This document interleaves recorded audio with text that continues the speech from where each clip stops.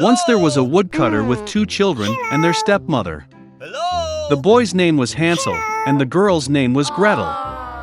They lived so poorly that sometimes there was not even anything to eat. And then one evening he lay in bed, pondering how to feed the children further. His wife advised him to have children in the forest, light a fire, give a piece of bread each and leave them there, not all four of them die of hunger. But the woodcutter did not agree. And until then, his wife persuaded him that he finally agreed. And the children, because of hunger, also could not sleep and heard everything that their stepmother said to their father. And when the parents fell asleep, Hansel secretly rushed out of the house. The moon was shining brightly, and the white stones glittered like coins. Hansel pocketed as many of them as he could fit. Then he returned home and the children went to bed. In the morning, the stepmother came to the children, gave each of them a piece of bread, and they all went to the forest together. On the way, Hansel threw out white stones one by one.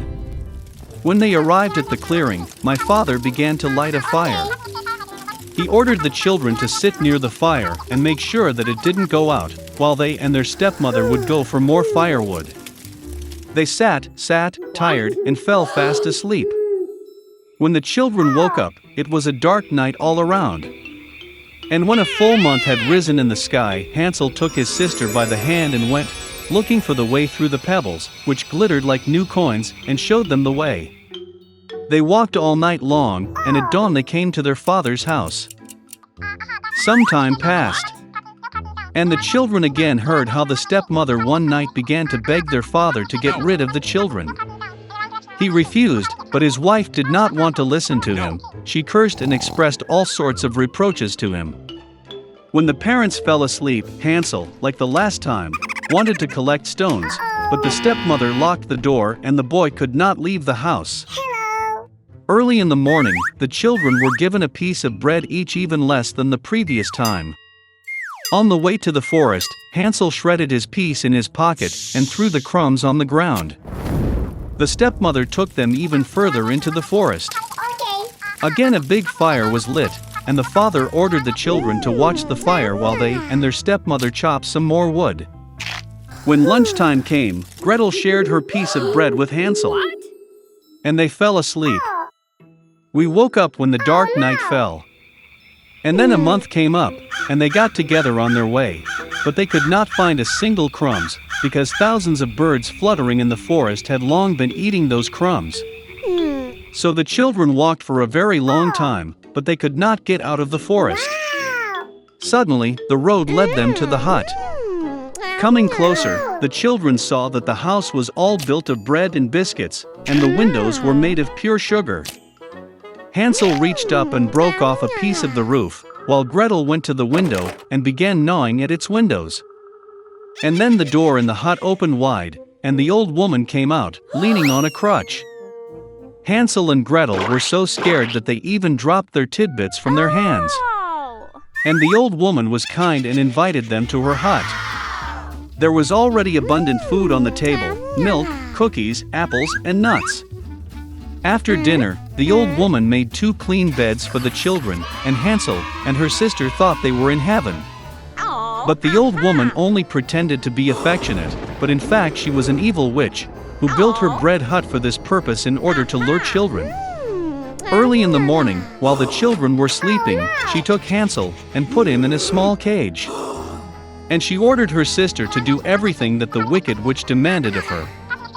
The old woman decided to fatten the boy in order to eat him later. So Gretel began to cook the most delicious food for Hansel, and she herself got nothing but leftovers. Some time passed, and the boy did not get fat. Then the old woman did not want to wait any longer, and decided to cook and eat Hansel. She ordered Gretel to light the stove and apply water. When the stove warmed up, the old woman ordered her to climb into the stove and see if it was hot enough. So she wanted to push the girl into the fire and bake her. But Gretel knew what was on her mind. She said that she did not know how to get in there, and asked the witch to show herself. The old woman got angry and climbed into the oven. Then Gretel pushed her and slammed the shutter behind the witch. Wow, how terribly the old woman hauled them. Gretel, meanwhile, rushed to Hansel and opened the cage. Having freed their brother, they went to the witch's room, in which there were boxes of pearls and precious stones in all corners, filled their pockets with them, and went home. For several days the children were looking for their way back. The forest seemed more and more familiar, and at last they saw their father's house in the distance. How glad he was to see his children alive.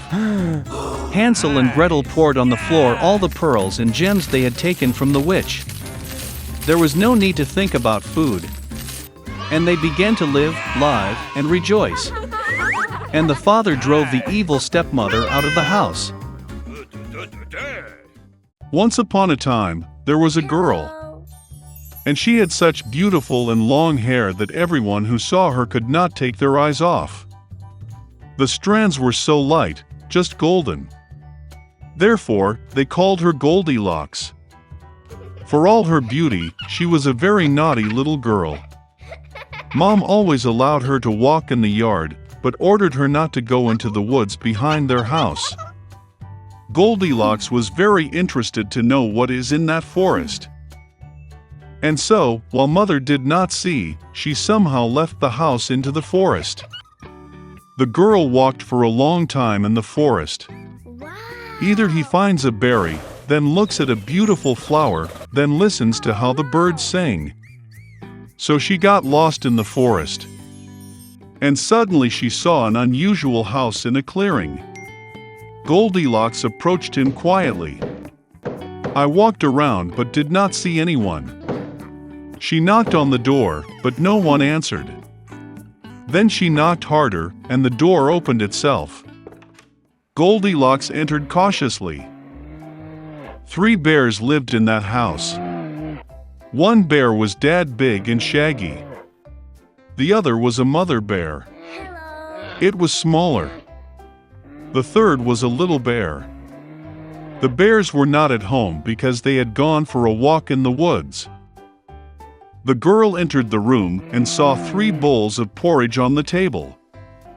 The first bowl, the biggest one, was the daddy bear. The second bowl, the smaller one, was the mother bear, and the third, the smallest, was the bear cub. Near each bowl lay a spoon, large, medium, and small. Goldilocks was so hungry that she first wanted to eat from a large bowl.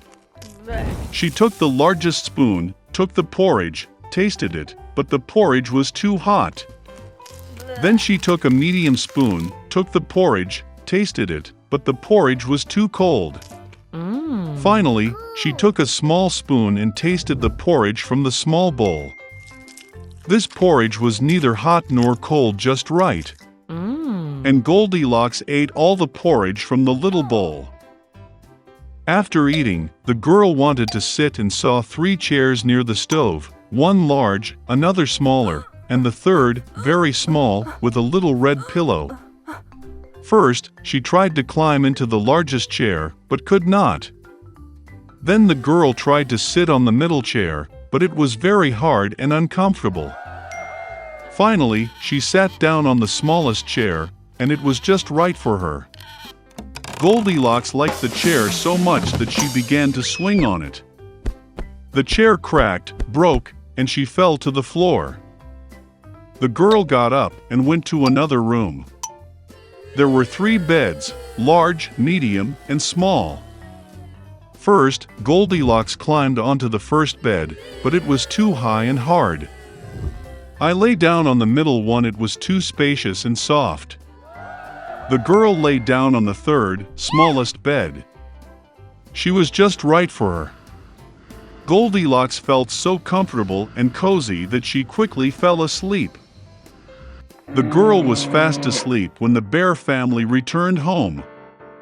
The bears got very hungry and immediately went to the table. Seeing his bowl, Papa Bear got really angry. Someone was eating my porridge. He growled.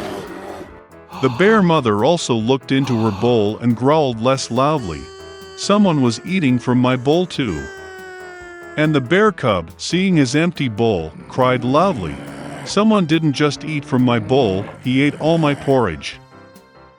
The bear smelled something was wrong, left the table, and began to look around.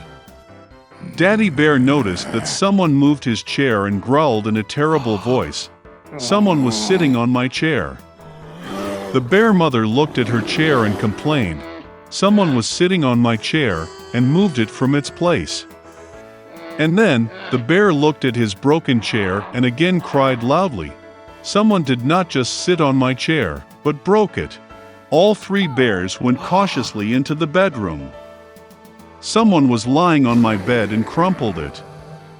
Papa Bear roared in a terrible voice. "And someone was lying on my bed too and crumpled it," growled the mother bear. The teddy bear looked at his bed and cried again, "Someone was lying on my bed." And then he saw the girl and squealed in a thin voice, "And still sleeps in her." Dad and Mom bears came to the bed and saw that a little girl was sleeping there. Goldilocks woke up from the cry of a bear cub, and was very frightened. There were 3 bears in front of her. She instantly jumped out of the house and ran wherever her eyes looked, without looking back. The girl ran for a long time, she was very tired, and then she saw her mother, who was looking for her missing daughter in the forest. Since then, Goldilocks always listened to her mother and did nothing without her permission. She became a very obedient, kind, and good girl.